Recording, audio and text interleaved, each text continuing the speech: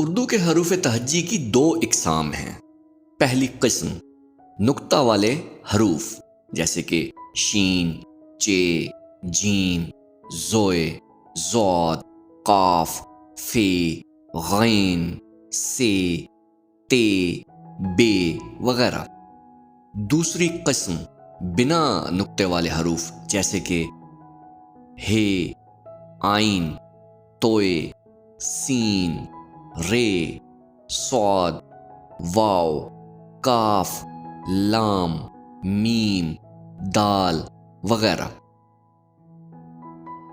بغیر نقطے والے حروف قوی اور طاقتور مانے جاتے ہیں، جبکہ نقطے والے حروف کو کمزور اور ضعیف مانا جاتا ہے۔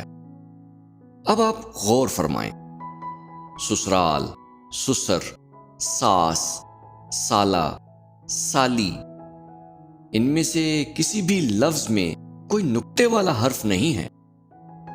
یوں یہ رشتے بہت مضبوط اور طاقتور قرار پاتے ہیں۔ داماد کے کسی حرف پہ بھی نقطہ نہیں ہے، چنانچہ شادی کے اولین لمحات سے ہی یہ رشتہ نہایت قوی ہو جاتا ہے۔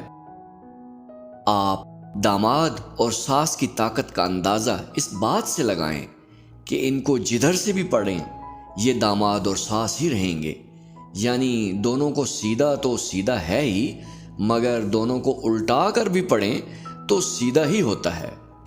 اس لیے آپ سے دلی گزارش ہے کہ اگر آپ کی زندگی میں یہ ارکان خمسہ موجود ہیں تو اپنی پرسکون اور خوشگوار زندگی کے لیے ان کا خاص خیال رکھیں۔